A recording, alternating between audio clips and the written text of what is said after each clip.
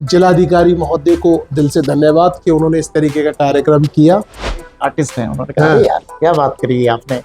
उस हमले की कड़ी शब्दों में निंदा करता है। मैंने देखा था वो सीढ़ियां भी सर पे रख के, मतलब ऐसे लड़वाने वालों, तुम्हारी साजिश कामयाब नहीं हुई। वो डायरेक्टर साहब तो जी का बहुत बड़ा हाथ है। सिंगिंग के साथ और बच्चों को पढ़ाना, ये कैसे आप मैनेज? जो हमारे जिलाधिकारी महोदय संबल है इस वक्त, उनको भी सिंगिंग में रुचि है। मैंने सर मैं तो इस काबिल बिल्कुल नहीं। मैं चीखती थी वहां पर और एकदम शोर मचा के कुर्सियों के ऊपर खड़ी हो जाया करती। मुझे ले जा करके कला जी को सम्मानित करवाया।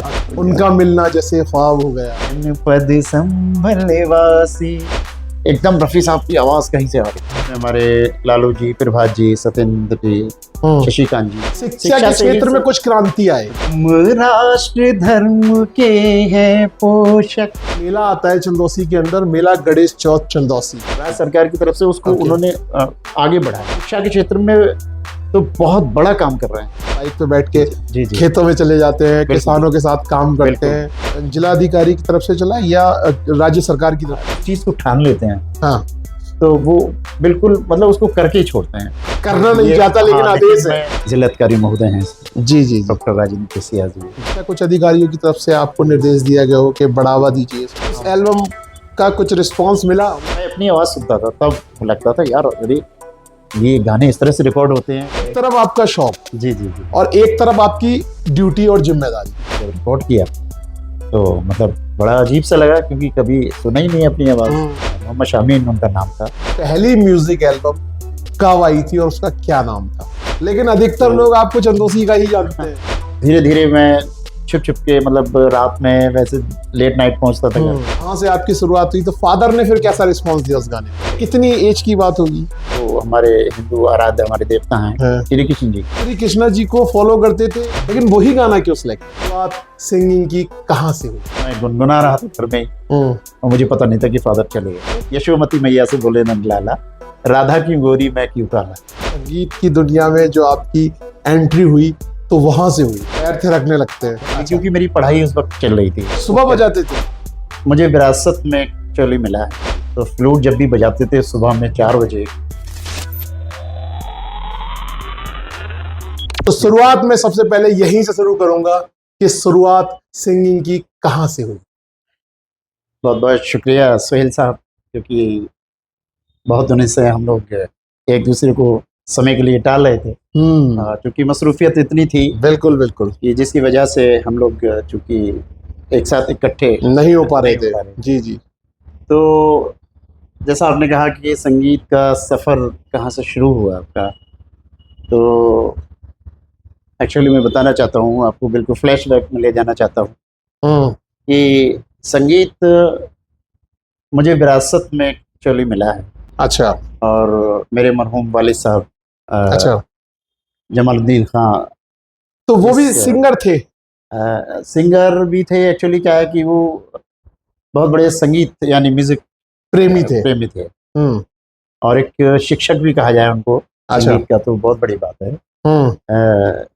एक्चुअली वो मतलब मैंने ये देखा उनको कि जितने भी इंस्ट्रूमेंट आजकल हैं इंडस्ट्री के अंदर, पहले भी जो हमारे जो ट्रेडिशनल हमारे जो इंस्ट्रूमेंट थे उनको वो सारे प्ले करते थे। अच्छा। और जब भी मैं देखता था कि जो फ्लूट जो थी उनका सबसे फेवरेट इंस्ट्रूमेंट था। जी जी जी। तो फ्लूट जब भी बजाते थे सुबह में 4 बजे के तकरीबन 4 बजे, तो रोज सुबह बजाते थे? जी। अच्छा। तो मतलब लगता था कि जब कहीं से ऐसे लगता था किसी पहाड़ों से कोई सदा आ रही हो, और उसका एक अलग ही लुत्फ होता था। तो मैं एक्चुअली जब वो अपना रियाज किया करते थे, ढोलक या तबला या किसी इन सब चीज़ों पर, तो मुझे ये इजाज़त नहीं थी कि आप उस टाइम जो है संगीत बैठ करके हम उनके साथ कोई इस तरह की संगत उनके साथ की जाए। अच्छा, वो दूर रखते थे? दूर रखते थे एक्चुअली। क्योंकि मेरी पढ़ाई उस वक्त चल रही थी। अच्छा सर। और पढ़ाई के साथ साथ मैं जब वो बजाते थे, तो संगीत एक ऐसी चीज़ है कि अगर किसी को ज़रा भी कहीं से आवाज़ आती है तो पैर थिरकने लगते हैं और मतलब एक शरीर में एक हलचल सी होने लगती है। तो मैं पीछे मतलब चुपचाप जो है मेरे कान उधर ही रहा करते थे। अच्छा। किताब ज़रूर मेरे हाथ में हुआ करती थी, लेकिन मेरे कान उधर हुआ करते थे। तो जब फादर वहां से चले जाते थे तो फिर मैं उसी इंस्ट्रूमेंट को निकाल करके अच्छा, और फिर मैं उस पर प्रैक्टिस किया करता था। अच्छा, हाँ, तो एक्चुअली मेरे उस्ताद भी मेरे मरहूम वाले साहब हैं। अच्छा, जिन्होंने मतलब मेरी जो पहली संगीत की शिक्षा जो दी है मुझे, जो तालीम दी है, वो मेरे मरहूम वाली साहब ने दी है। तो अगर कहा जाए कि संगीत की दुनिया में जो आपकी एंट्री हुई तो वहां से हुई। हाँ जी जी, बिल्कुल। तो वालिद साहब को बिल्कुल नहीं पता था कि आप ऐसे उनके पीछे पीछे आप कोई इंस्ट्रूमेंट प्ले करते हैं, बजाते हैं। फिर एक धीरे धीरे ये सब चीजें चलती रही। तो एक दिन मैं गुनगुना रहा था घर में और मुझे पता नहीं था कि फादर चले गए। अच्छा। लेकिन वो गए नहीं थे तब तक। फिर उसके बाद जैसे मैं गुनगुना रहा था तो उनको वो आवाज आई और उन्होंने देखा कि अरे ये तो भाई गाता है।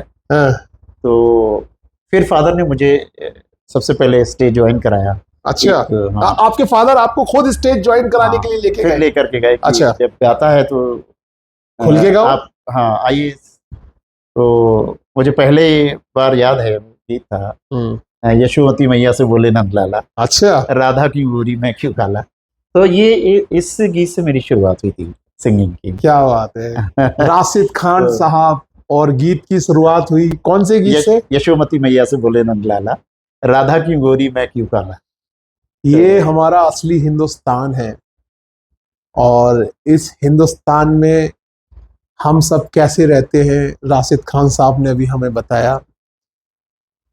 हम हिंदू, मुस्लिम, सिख, ईसाई जरूर हैं, लेकिन उससे पहले हम एक हिंदुस्तानी हैं और एक कलाकार हैं, और कलाकार सभी धर्मों की बहुत रिस्पेक्ट करता है। तो जैसे राशिद भाई ने बताया कि जो शुरुआत हुई एज ए मुस्लिम, ये कोई और गाना भी सिलेक्ट कर सकते थे, लेकिन वही गाना क्यों सिलेक्ट किया? एक्चुअली क्या था कि क्योंकि फादर फ्लूट बजाया करते थे और श्री कृष्ण जी जो हमारे हिंदू उसमें हमारी वो रहे हैं, तो उनको भी फ्लूट का बहुत शौक था। अच्छा, क्योंकि उस पर सारे लोग, सारे जानवर, सारे लोग जो एकदम जब वो बजाते थे फ्लूट को तो सभी लोग एकदम, पक्षी हो कुछ हो, उनकी फ्लूट की आवाज सुन करके चले आते थे। तो एक आकर्षण था उनके उसमें।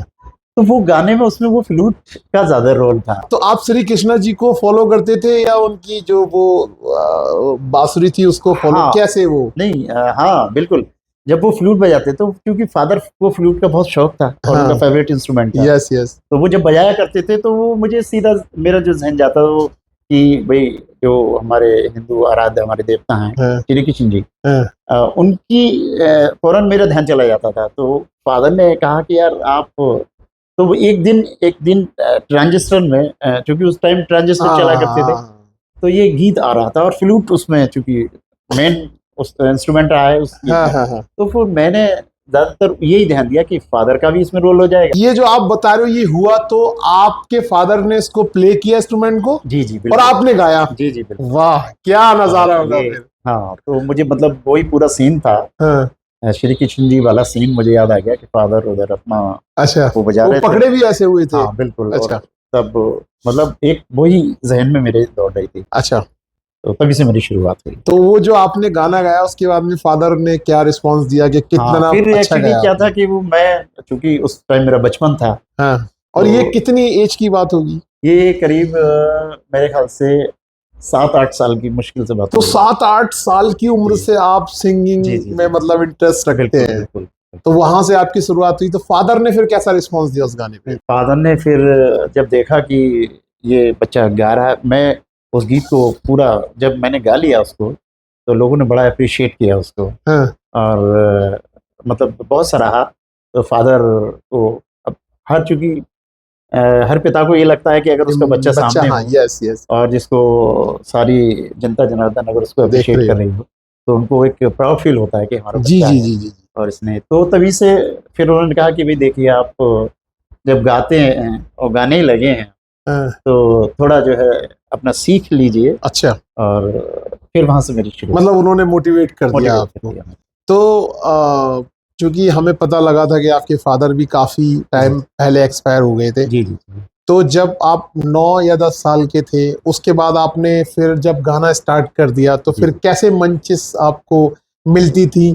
और फिर जब फादर का आपके फादर एक्सपायर हो गए, तो फिर क्या सिचुएशन थी और कैसे आपने वो कंटिन्यू रखा? हुआ ये कि जब क्योंकि वो अब ऐसा लगा कि फादर ने हाथ रख दिया एक तरह से सर पर, सपोर्ट मिल गई। सबसे पहले ये बता दूं कि मैं एक गांव से बिलोंग करता हूँ और गांव से ही बढ़ते बढ़ते आज शहर में आ गया हूँ। लेकिन अधिकतर लोग आपको चंदौसी का ही जानते हैं। क्योंकि मेरी जो एजुकेशन हुई वो सबसे पहले FR इंटर कॉलेज जो है, वहाँ सबसे पहले मेरी गांव से आने के बाद मेरी। तो आप रोज गांव से आते थे? हाँ, मैं रोजाना साइकिल से, छोटी सी साइकिल जो ले दी थी पापा ने, और फिर मैं उसी से आता जाता था। अच्छा। और उसी से ट्यूशन पढ़ना, आना जाना, ये सब लगा रहता था।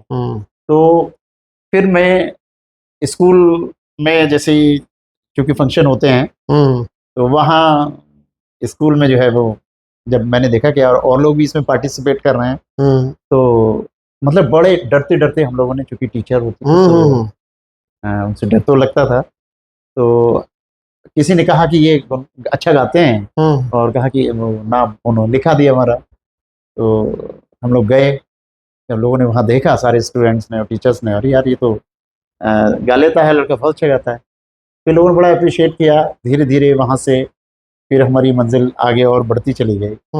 फिर एक सरगम म्यूजिकल ग्रुप यहाँ चंदौसी के अंदर, वो भी मरहूम सुरेश चंद्र शर्मा लल्ला बाबू के नाम से, बहुत अच्छे कीबोर्डिस्ट थे। अच्छा। हाँ, बहुत अच्छा कीबोर्ड बजाते थे।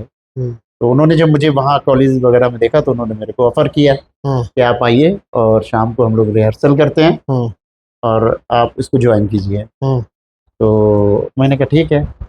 तो मैंने, क्योंकि गांव में रहते हैं हम लोग उस वक्त, और धीरे धीरे मैं छुप छुप के, मतलब रात में वैसे लेट नाइट पहुंचता था घर पे, तो धीरे धीरे वो वहाँ उनके साथ जाने लगे, प्रैक्टिस की, तो फिर धीरे धीरे स्टेज ज्वाइन किए, और उसके बाद फिर मेरा सफर शुरू हो गया ऑर्केस्ट्रा। तो आपने कितने साल की इससे ऑर्केस्ट्रा पे अपना स्टार्ट किया था सिंगिंग का? ऑर्केस्ट्रा मैंने शुरू कर दिया था जब मैं यहाँ 12th क्लास में आया था। अच्छा। तो तभी से फिर, क्योंकि ये लोग सब मिल गए थे, एक ग्रुप मिल गया, ग्रुप मिल गया था, तो उसके बाद हम लोगों का सफर शुरू हुआ। तो आपकी पहली, ये तो स्टेज वाला तो आपका शो चल पड़ा था। जी।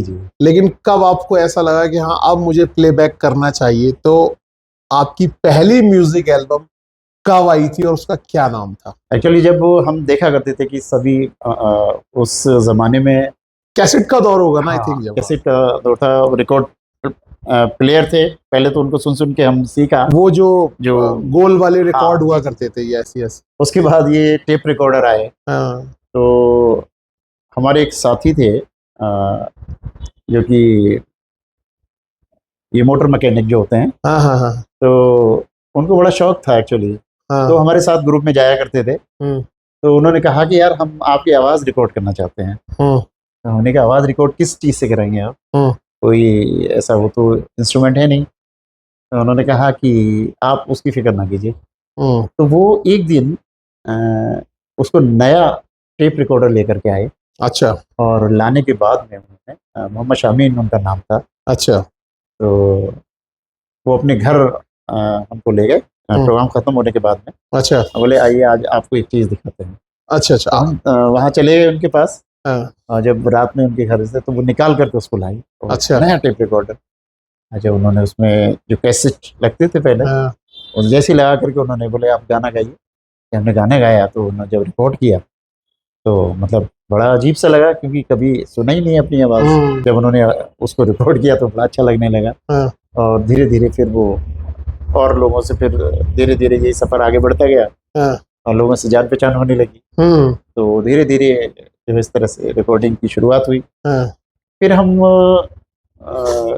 जो हमारे साउंड इंजीनियर जो होते थे, जो ऑर्केस्ट्रा में जाया करते थे, उन लोगों ने फिर, चूंकि जो चीज़ सब आ चुकी थी तब तक, तो वो घर पे मुझे ले जाया करते थे और एक जो इंस्ट्रूमेंट वाले थे उनको बुला करके फिर मेरा गाना रिकॉर्ड किया करते थे। अच्छा। तो जब मैं अपनी आवाज़ सुनता था तब लगता था यार अरे ये गाने इस तरह से रिकॉर्ड होते हैं, क्या है क्या नहीं। फिर हमारे जहन में ख्याल आया कि भाई अब कुछ करना चाहिए। ये जैसे ये लोग रिकॉर्ड करते हैं इंडस्ट्री वाले, फिल्म इंडस्ट्री वाले, तो हम लोग भी सोचें कि कहीं हम भी रिकॉर्ड करें, क्या है प्लेबैक सिंगिंग की तरफ हमका रुझान बढ़ने लगा। तो हमारे एक साथी थे, बहुत ही करीबी थे, वो भी एक्सपायर कर गए, और उन्होंने कहा कि चलिए एक एल्बम बनाते हैं। अच्छा। तो हमारा सबसे पहले एक एल्बम था दर्द के नाम से। अच्छा।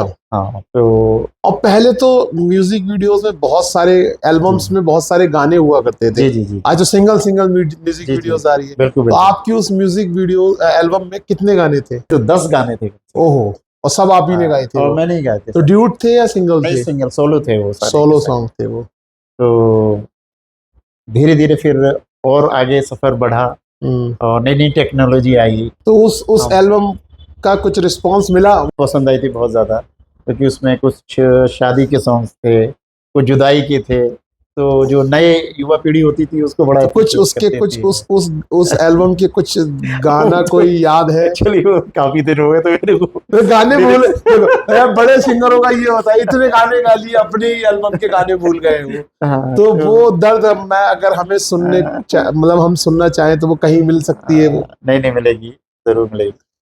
और एक कंपनी थी दिल्ली की, तो उन्होंने उसको रिकॉर्ड कराया था। अच्छा, दिल्ली में? और उसके बाद फिर तो सफर काफी चलता रहा और नई नई टेक्नोलॉजी के साथ फिर रिकॉर्डिंग स्टूडियो बहुत सारे आ गए। तो क्योंकि कंप्यूटर का जमाना आ गया, तो फिर तो रिकॉर्डिंग का अलग ही दूसरा जमाना आ गया। ठीक है। तो देखिए, ये राशिद खान साहब जो अभी बता रहे थे कि किस तरीके से उनकी सिंगिंग में शुरुआत हुई, और अधिकतर लोग एज ए सिंगर जानते हैं, लेकिन राशिद खान साहब एक टीचर भी हैं और बच्चों को अच्छी शिक्षा देते हैं, हमेशा मनोबल बच्चों का बढ़ाते हैं और हमेशा उन बच्चों को प्रेरित करते हैं अच्छा करने के लिए। और मैं कई बार राशिद भाई के स्कूल में मैंने विजिट किया है, मैंने देखा है कि वो बच्चों को किस तरीके से वहाँ पे मेंटेन करते हैं, उनकी देखभाल करते हैं, उनकी स्टडी किस तरीके से कराते हैं। तो सिंगिंग के साथ और बच्चों को पढ़ाना, ये कैसे आप मैनेज करते हैं? एक्चुअली क्योंकि एक तरफ आपका शौक जी और एक तरफ आपकी ड्यूटी और जिम्मेदारी। एक्चुअली क्या है कि मैं, जो मेरा प्रोफेशन है मेन, तो चूंकि मैं एक शिक्षक हूँ, यस, तो जो बच्चों की मेरे ऊपर जो जिम्मेदारी है जी, उसको मैं पूरा टाइम देता हूँ। ओके। क्योंकि वो मेरा एक सबसे बड़ा, जैसे कहना चाहिए, पेशा मुझे कहना चाहिए जी। तो पेशा और शौक दोनों चीजें अलग अलग, वही मैंने कहा कि कैसे वो इक्वल करते हैं। तो जितना टाइम मुझे अपने जॉब के लिए देना चाहिए, मैं उतना पूरा टाइम जॉब को देता हूँ। ठीक है। और क्योंकि बच्चे, अब मैं चूंकि म्यूजिक से रिलेटेड हूँ, तो बच्चों को भी उस तरह की, जैसे अगर क्लास में कोई पोइम पढ़ानी है, तो बच्चों को फिर मैं वो म्यूजिकल स्टाइल से ही उनको पोइम पढ़ाता हूँ, तो काफ़ी जो उनको रुचि होती है उसमें। अच्छा। तो वो कहते हैं कि नहीं सर, आप बस इसी तरह से पढ़ाइए। तो ये सब चीज़ें उसमें रहती है। बाकी का जब टाइम होता है तो मैं शाम को फिर अपने म्यूजिक को देता हूँ। जब आप अपने घर आ जाता हूँ तो उस वक्त फिर मेरा और कोई ऐसा वो नहीं होता कि मैं किसी और चीज़ को टाइम, क्योंकि मेरे पास फिर टाइम भी नहीं होता है। तो जैसे अभी आप सिंगिंग की दुनिया में अच्छा आपने नाम कमाया है और संगीत आप अच्छी भली भांति समझते हैं, जानते हैं, म्यूजिक भी बनाते हैं, तो कभी गवर्नमेंट की तरफ से जो ये कल्चर प्रोग्राम चलते हैं, इसमें कभी गवर्नमेंट अधिकारियों ने आपसे ये नहीं कहा कि आइए आप और इसको आप अच्छे स्तर पे आप आगे लेके आइए, और जो बच्चे, क्योंकि एक सांस्कृतिक प्रकोष्ठ होता है, कल्चर डिपार्टमेंट होता है, तो इन बच्चों को मोटिवेट कीजिए, कभी ऐसा कुछ अधिकारियों की तरफ से आपको निर्देश दिया गया हो कि बढ़ावा दीजिए इसको? नहीं, बिल्कुल, ये बहुत अच्छी बात आपने पूछी है। और इस वक्त जो मौजूद जिलाधिकारी महोदय हैं, जी, डॉक्टर राजेंद्र सिया जी, वो, उनसे एक्चुअली क्या है कि एक काम करने की जो प्रेरणा जो उनसे मिली, कि मैंने उनको देखा जी कि जब मैं फर्स्ट टाइम जब उनसे मिला, तो हम लोग बस उनके स्वागत के में गीत गा दिया या अच्छा। ये सब चीजें कर दी। तो लेकिन हम कुछ नहीं, इस बात को समझ नहीं पा रहे थे। वो उस वक्त हर चीज को नोट कर रहे थे मेरी, जो अभी मौजूदा जो जिला मौजूदा अधिकारी। जिला अधिकारी हैं। जी जी। तो उसके बाद जब मैं उस प्रोग्राम को, परफॉर्मेंस जो थी उसको दे करके जब मैं वापस आया, तो उन्होंने मुझे बुलाया कि आप आइए। फिर उन्होंने मेरा नंबर नोट किया कि मुझसे आप मिल करके जाओ। लेकिन जब बाद में जब उन्होंने मुझे बुलाया और जब मुझे मिले, तो उन्होंने मतलब उस गीत में बहुत सारी चीज़ें उन्होंने नोट की। और मैं जो उन्होंने नहीं, एक सेकंड, क्या मतलब वो जो हमारे जिलाधिकारी महोदय संबल है इस वक्त, उनको भी सिंगिंग में रुचि है? बिल्कुल बिल्कुल। अच्छा। बिल्कुल।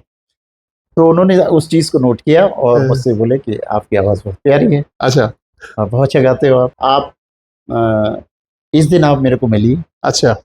और मैं आपसे कुछ डिस्कस करना चाहता हूँ। जी। तो मैंने कहा ठीक है सर। और मैं जब उनसे मिला जा कर के, तो उन्होंने मुझसे कहा कि आप, क्योंकि आप एक शिक्षक भी हैं, और शिक्षक भी हैं, तो आप बच्चों को कुछ ना कुछ उनको ऐसा करिए ताकि बच्चे आपसे प्रभावित हो जाए। मतलब आपकी कला को उन्होंने कहा कि आप बच्चों को दीजिए और इनको मोटिवेट कीजिए, क्योंकि कल्चर एक्टिविटीज भी हो। बिल्कुल बिल्कुल। ओके। तो उन्होंने मुझे बताया कि आप इस तरह के सॉन्ग्स हैं जो बच्चों को प्रेरित करें, उन चीज़ों को बनाइए आप। अच्छा। और फिर देखिए, फिर उसके बाद बच्चों में कितना परिवर्तन आएगा। तो मैंने कहा ठीक है सर।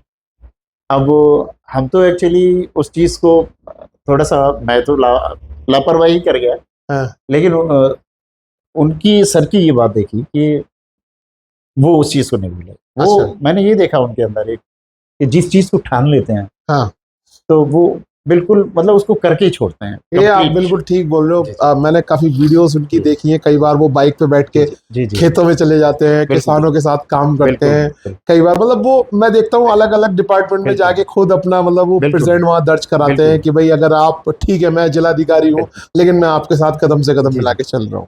तो बड़ी वहां से उनसे बड़ी प्रेरणा मिली।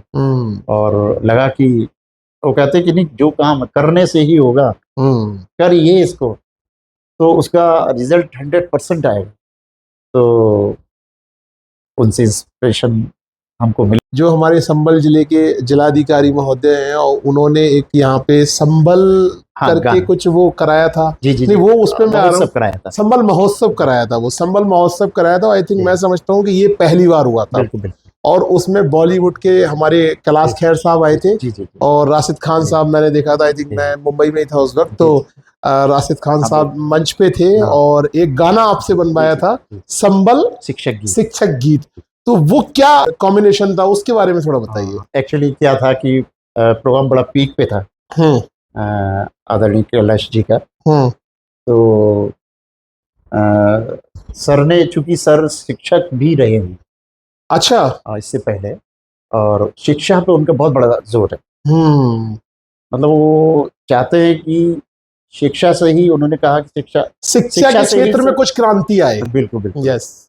और जिस तरह से संबल थोड़ा सा पिछड़ा हुआ था, यस यस, उन्होंने ऐसी क्रांति जगाई शिक्षा विभाग में कि आज हर टीचर समय पर जाता है।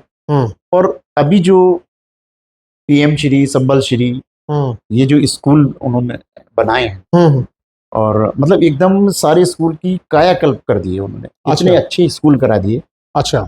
और उसमें समय से पढ़ाई, समय से सिलेबस पूरा होना, ये सब उनकी देन है। तो जब कैलाश जी का प्रोग्राम चल रहा था, तो पीक पर तो सर ने कहा कि भाई पहले हम वो शिक्षक गीत जो है, मैंने देखा था वो सीढ़ियां भी सर पे रख के, मतलब ऐसे वो क्या था, बहुत खुश थे। तो उन्होंने फौरन ही कहा कि भाई आप वो कराना है। तो उनका प्रोग्राम बीच में रोक दिया गया। कैलाश खेर जी का। कैलाश जी। अच्छा। अब हम लोग फौरन स्टेज पे ऊपर पहुंच गए, सर और सारे जितने भी अधिकारीगण थे सारे लोग पहुंच गए। और मुझे बड़ा, चूंकि मैं एक आर्टिस्ट हूँ, तो मुझे थोड़ा सा अंदर से वो भी फील हो रहा था कि आदरणीय कैलाश जी बेचारे एक तरफ को पद्म भूषण भी है शायद। हाँ, पद्म भूषण जी। तो मैंने फिर जाकर के उनको हाथ जोड़ के नमस्ते किया, और सलाम दुआ मेरी जब उनसे हुई, तो मैंने कहा सर सॉरी, मैं एक्चुअली करना नहीं चाहता, लेकिन आदेश है, ये उसका उद्घाटन होना है, जी जी जी, विमोचन होना है, तो वो, लेकिन क्योंकि वो बड़े आर्टिस्ट हैं, उन्होंने कहा अरे यार क्या बात करी आपने, आप भी उसी बिरादरी से हो, आप भी उसी बिरादरी से तो बड़ा अच्छा लगा। फिर सर ने मेरे को कहा कि आप भी इनको सम्मानित कीजिए। मैंने कहा सर मैं तो इस काबिल बिल्कुल नहीं हूँ। तो क्या, नहीं नहीं आप करिए, चलिए। तो मुझे ले जा करके कला जी को सम्मानित करवाया। अच्छा, तो मुझे बड़ा प्राउड फील हुआ। अच्छा, तो उनका जिस टाइम वो शिक्षक गीत उन्होंने उस पर चलाया, तो इतने खुश थे वो कि मतलब एक उपलब्धि थी वो, एक बहुत बड़ी। और उसको फिर जो सीडी था, उसका जो डेमो था, वो सारे अधिकारी उनके हाथ में लेकर के सर पे उठा कर, मतलब इतनी खुशी थी उनको उस चीज़ की, शिक्षक गीत की। और उन्होंने फिर बाद में अपने जो उद्बोधन में उन्होंने बोला कि भाई सभी शिक्षक और ये जितने भी लोग हैं, एक मिशन शिक्षण संवाद एक बहुत बड़ा कार्यक्रम चलाया है सर। जिलाधिकारी की तरफ से चला या राज्य सरकार की तरफ से? राज्य सरकार की तरफ से उसको उन्होंने आगे बढ़ाया, आगे बढ़ाया। ओके। तो शिक्षा के क्षेत्र में तो बहुत बड़ा काम कर रहे हैं। तो वो जो आपने संबल गायन बनाया था, संबल गान गाया था, तो उसकी कुछ दो लाइनें हो जाए। हम राष्ट्र धर्म के हैं पोषक, हम सर्व धर्म विश्वासी हैं। हम राष्ट्र धर्म के हैं पोषक, हम सर्व धर्म विश्वासी हैं। हम जनपद संभल वासी हैं, हम जनपद संभल वासी हैं, हम जनपद संभल वासी हैं, हम जनपद संभल वासी। बहुत बढ़िया, बहुत बढ़िया, बहुत बढ़िया। तो ये गाना राशिद खान साहब ने गाया और आप सुन सकते हैं, यूट्यूब पे मौजूद है ये। और कैलाश खेर साहब का जो प्रोग्राम हुआ था उसी में ये लॉन्च हुआ था, और कैलाश खेर साहब ने भी सुना होगा ये गाना। ये भी था। और जो सर ने शिक्षा गीत जिसका, अच्छा वो अलग है, किया था, उसका वो था, चलो चलो शिक्षा के मंदिर, चलो चलो शिक्षालय, चलो चलो शिक्षा के मंदिर, चलो चलो शिक्षालय। शिक्षा से ही जीवन हो जाता आनंदमय, चलो चलो शिक्षा के मंदिर, चलो चलो शिक्षालय, चलो चलो शिक्षा के मंदिर, चलो चलो शिक्षालय। शिक्षा से ही जीवन हो जाता आनंदमय, चलो चलो शिक्षा के मंदिर, चलो चलो शिक्षालय। बहुत बढ़िया। अब देखिए ये क्या होता है कि जब हम अपनी बात कहने किसी से चाहते हैं नॉर्मल वे में, लेकिन उसको गायकी के माध्यम से और एक कला के माध्यम से हम आसानी से पहुंचा देते हैं। अब अगर हम मान लो किसी को इनविटेशन शिक्षा के लिए देने जाएं तो उसको नॉर्मल सी बात लगेगी, लेकिन जब वो गाने के रूप में पहुंचेगी तो वो सुनेगा भी, उसके कान में रस भी घोलेगी है। तो ये एक कलाकार की वैल्यू होती है और ये एक कलाकार की इज्जत होती है। और यही बात है कि भारत में रहने वाले लोग हमेशा बढ़ चढ़कर एक कलाकार को सम्मान देते हैं, सराखों पे उठाते हैं। तो उसी क्रम में राशिद भाई बैठे हैं। तो जिलाधिकारी महोदय को दिल से धन्यवाद कि उन्होंने इस तरीके का कार्यक्रम किया, और उनसे ये उम्मीद भी और करूंगा कि इसी तरीके की जो उनकी मुहिम है वो चलती रहे और राशिद खान जी को ऐसे ही काम करने का मौका मिलता रहे, और भी जो प्रतिभा है वो निखरती रहे उनके नेतृत्व में। तो सर आपको दिल से धन्यवाद। चलिए सर हम इससे आगे बढ़ते हैं। एक मेला आता है चंदौसी के अंदर, मेला गणेश चौथ चंदौसी, और वो हिंदू मुस्लिम सिख ईसाई का प्रतीक है। जी जी। वहां पर उसका जो फीता कटता है वो हिंदू मुस्लिम सिख ईसाई सभी धर्म के लोग फीता काटते हैं। बिल्कुल। और वहां एक नटराज रंगमंच पर राशिद खान जी ने बरसों उसकी कमान संभाली। सर वो कैसे शुरू हुआ सफर वो? एक्चुअली जब फादर का इंतकाल हो गया तो उसके बाद हम लोग चंदौसी में शिफ्ट हो गए जी, और तभी मैं फिर शिक्षा के क्षेत्र में आ गया। हाँ। उसी वक्त, और फिर चूंकि हम लोग प्रोग्राम किया करते थे, हाँ। तो लोगों की नजरें तो थी। और फिर उसमें एक क्लब था विनायक क्लब के नाम से, जिसमें हमारे लालू जी, प्रभात जी, सत्येंद्र जी, शशिकांत जी, ये लोग उसके मेंबर थे। और जब उनकी नज़र जब मेरे पर पड़ी, अच्छा, तो उन्होंने मुझसे कांटेक्ट किया। आपकी और उनकी मुलाकात कैसे हुई और कहाँ हुई? एक प्रोग्राम एक्चुअली हम लोग कर रहे थे, तो मैं वहाँ गा रहा था, तो उन्होंने जब देखा मुझे कि यार ये तो बहुत अच्छा सिंगर है, तो उन्होंने फिर मुझसे मुलाकात की कि भाई हम चाहते हैं कि आप हमारे जो यहाँ गणेश जी का जो उत्सव होता है, मेला लगता है, वहाँ आप आइए और ऐसे कल्चरल हमारे यहाँ बहुत बड़े प्रोग्राम होते हैं। तो मैंने कहा ठीक है। फिर उनसे मैंने कांटेक्ट किया और फिर धीरे धीरे उन्होंने फिर सारे स्टेज का पूरा जिम्मा मेरे को सौंप दिया कि जितने कल्चर प्रोग्राम हैं आप तो यहाँ करा करिए।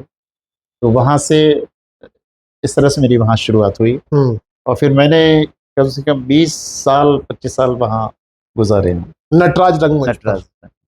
तो वहां पर बहुत सारे कलाकार, मैं खुद उसको बैठ के भीड़ में मैंने देखा है उसको, और राशिद भाई वहाँ पे अपने मंच संभाले हुए होते थे और अंताक्षरी होती थी और सिंगिंग कॉम्पिटिशन्स होते थे, और वो मंच चंदौसी की सबसे बड़ी मंचों में से एक हुआ करती थी, क्योंकि मेला गणेश चौथ मैंने देखा कुछ आर्टिस्ट तो इंतजार किया करते थे उस प्रोग्राम में, और राशिद भाई वहाँ पे माइक लेके गाते थे और बड़ा लगता था कि हाँ जैसे इंडियन आइडल का एक क्रेज हुआ, इंडियन आइडल की स्टेज चल रही है और यहाँ चल रही है। आपको कैसा लगता था सर?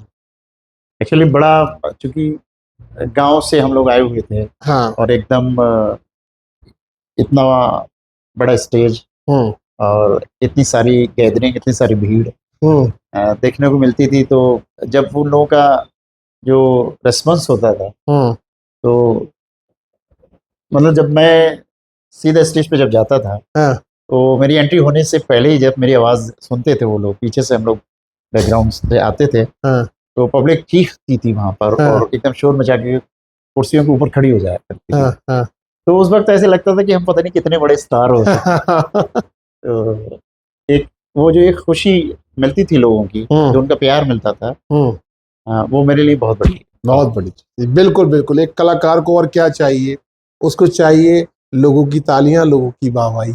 वहां पे आप एक गाना गाते थे, वो जो मैंने कई बार सुना है, आपका ही था सबको इंतजार, because this song is Mohammed Rafi, but Rashid भाई ने बहुत गाया है वो।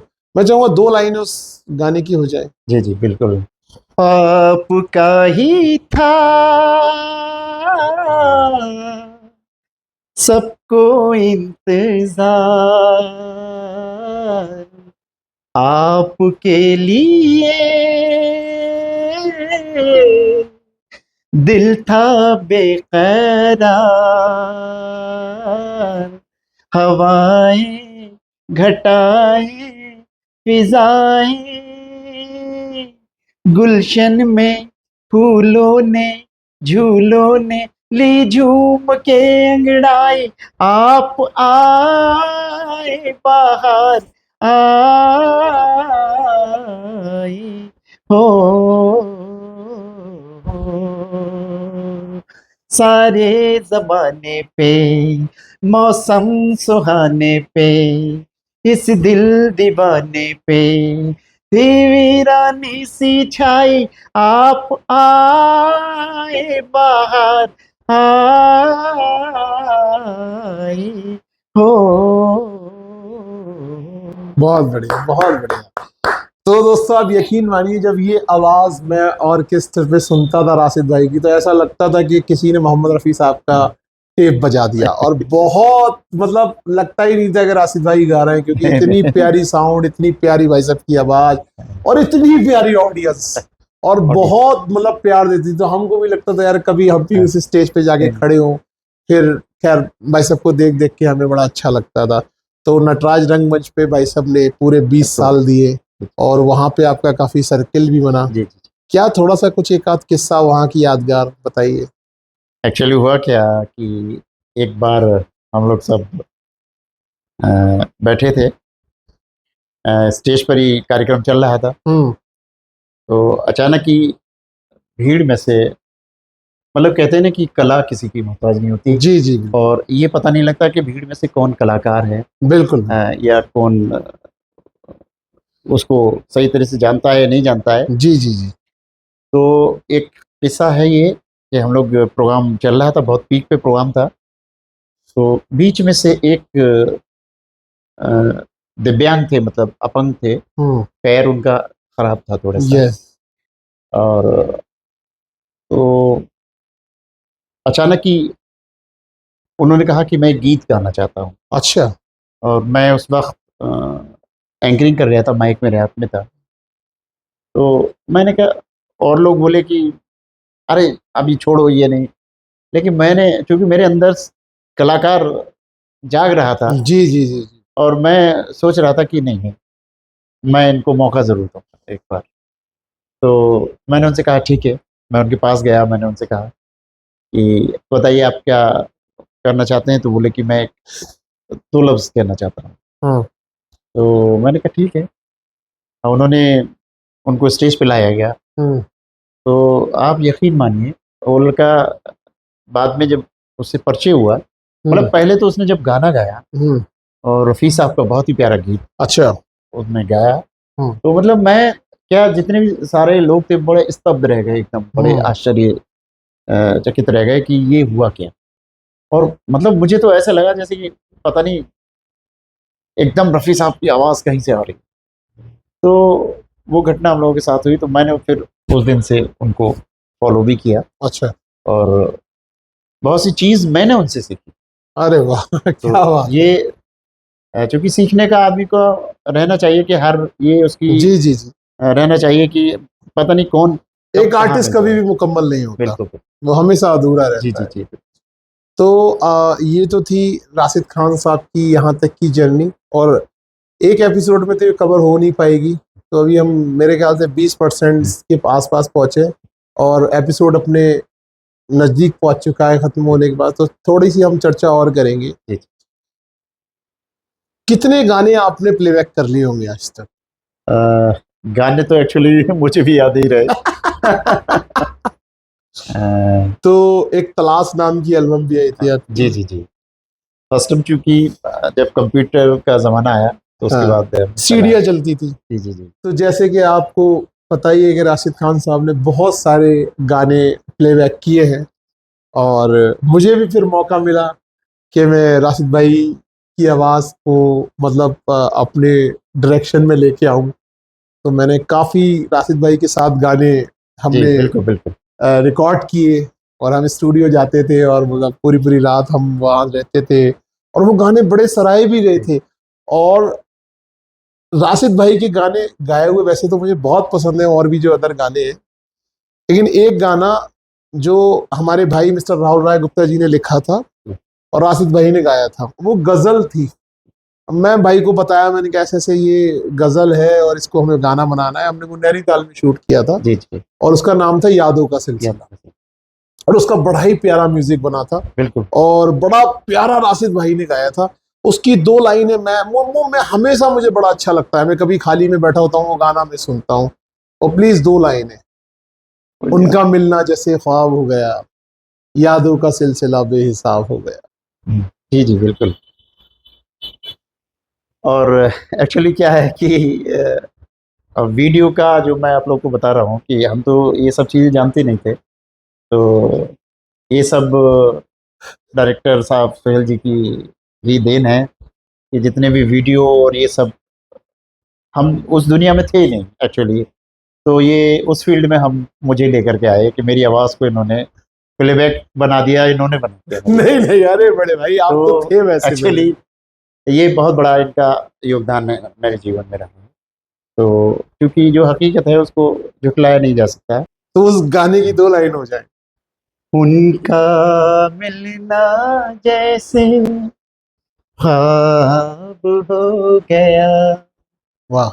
उनका मिलना जैसे ख्वाब हो गया, यादों का सिलसिला, यादों का सिलसिला बेहिसाब हो गया, मिलना मिलना जैसे ख्वाब हो गया। उनका मिलना जैसे ख्वाब हो गया। थैंक यू राहुल राय जी जिन्होंने लिखा है ये, बहुत बहुत शुक्रिया।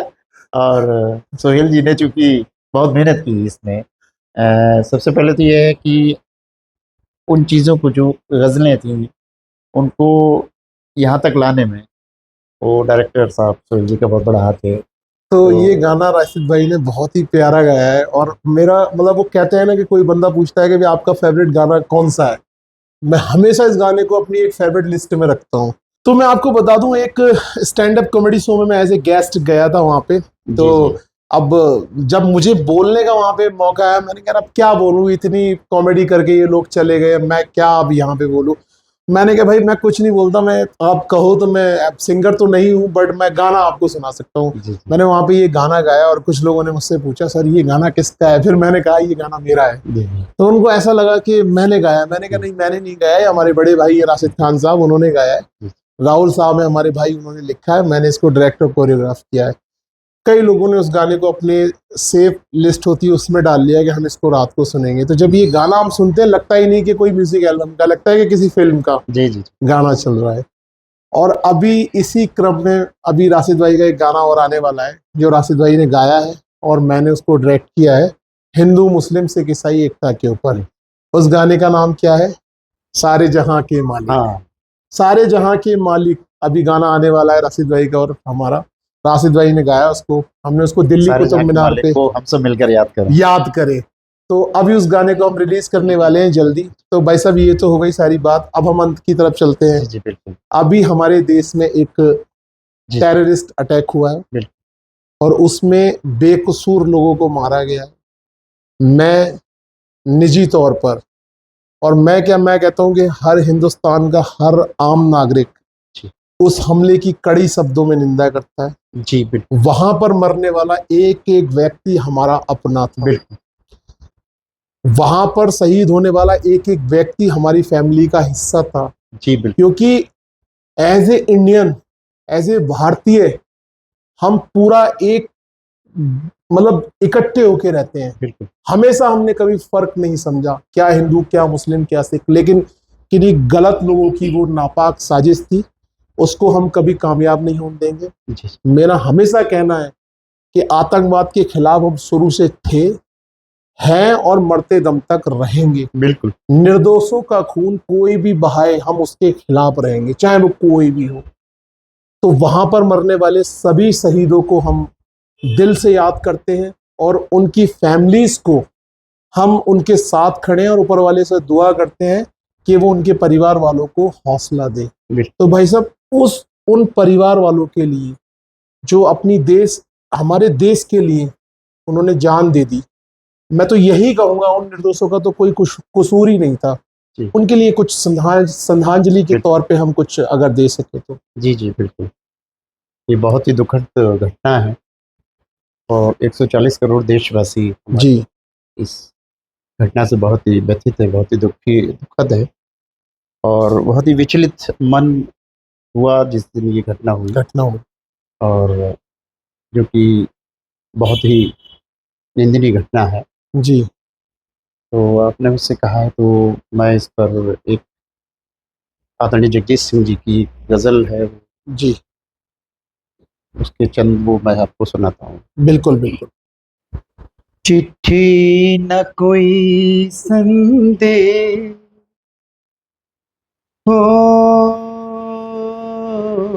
चिट्ठी न कोई संदेश, जाने वो कौन सा दे जहाँ तुम चले गए। चिट्ठी न कोई संदेश, जाने वो कौन सा दे जहाँ तुम चले गए। इस दिल पे लगा के ठे, जाने वो कौन सा दे जहाँ तुम चले गए। जहाँ तुम चले गए जहां तुम चले गए। एक आह भरी होगी हमने न सुनी होगी, जाते जाते तुमने आवाज तो दी होगी। हर वक्त यही है गम, उस वक्त कहाँ थे हम। हर वक्त यही है गम, उस वक्त कहाँ थे हम, जहाँ तुम चले गए। वाकई में ये एक बहुत,